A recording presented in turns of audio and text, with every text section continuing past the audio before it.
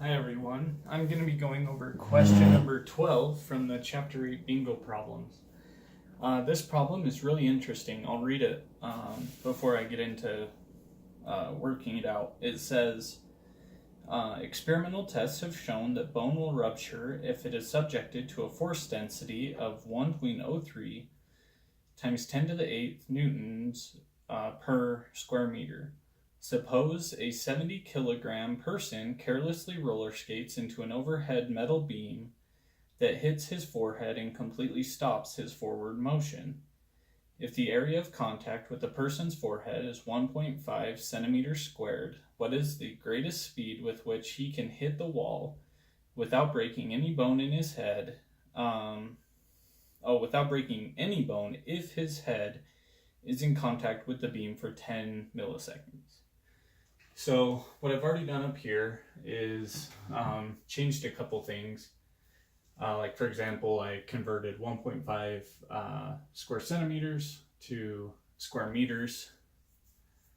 And I also changed 10 milliseconds to 10 times 10 to the negative third seconds. Just because we're going to need the units in square meters and in seconds. So I just did those ahead of time so that, because I know I'll forget to convert them later, unless I do them at the very beginning. That's how I like to do problems. You might do it differently. But anyway, so to jump into the problem, we're going to need two equations. The first is impulse. So J, which is impulse, equals the average force times delta T. And then we also know that the average force equals P, which is the force density times the area that force is occurring in. So since we know these things, what we can do is we can combine them together. So we know that we can end up with J equals the P times A delta T. So, just substitute that in. And then what we can do is we can, because we know how to say this.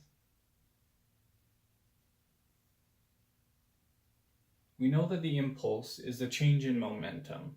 And so we can write the J as being the mv final minus the mv initial, right? That's the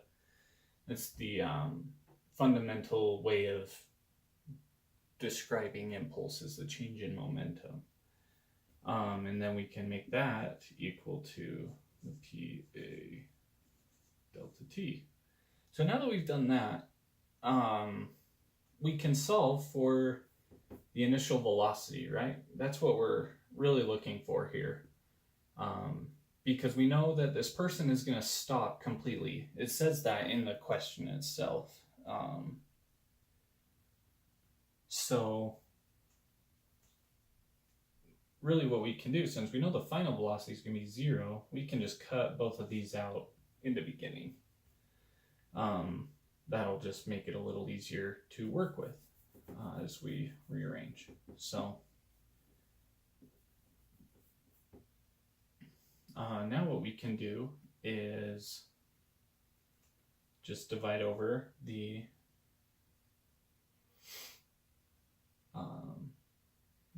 negative m.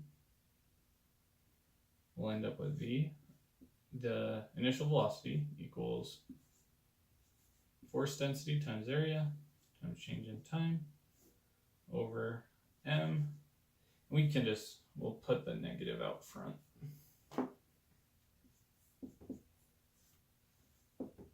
Okay, so now we have that. Let's plug in our variables. It's that simple. So now, just draw an arrow over here. So we know that VI equals the negative of, so the force density is 1.03 Actually, I'm going to write it down here since that's hard for me to reach and make it legible. So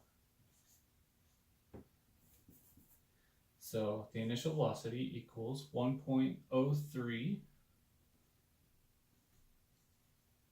times 10 to the 8th times the area, and that's newtons over meters squared, times the area, which is 1.5,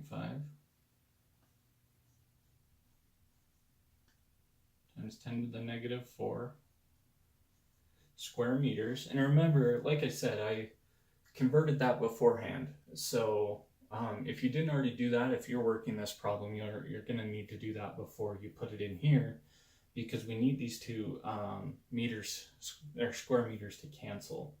So obviously if you're in centimeters, it's not going to work. So so far so good with that. And then the delta t we know is 10 milliseconds, or 10 times 10 to the negative 3 seconds.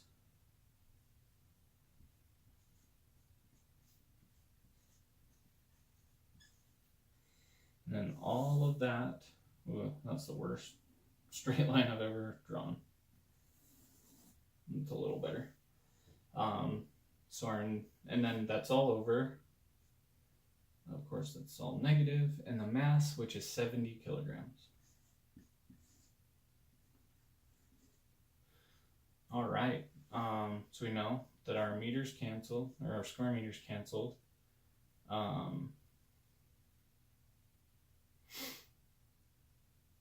And when we get this all worked out from our calculator, we end up with the initial velocity is equal to 2.21 meters per second. And that makes sense because the kilograms will cancel from the newtons. And we'll end up from the newtons just being left with meters, and then the seconds. So that works out great. So anyway, what this means is it means that the fastest, and that's going to end up being negative, just the way it works. But anyway, what this ends up meaning is that the fastest this person can be going without bones breaking in this collision is 2.21 meters per second. So hopefully no one really ends up doing this. That would be really painful to skate straight into a metal beam.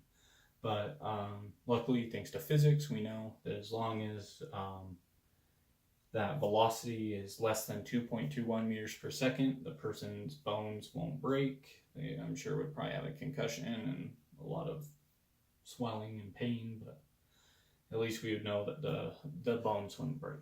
So anyway, hope you learned something. Hope you learned how to use like the force times the area, as well, or the force density times the area, as well as getting a little bit into impulse and what that means. So anyway, hope you enjoyed watching. I'll see you in the next video. Thanks.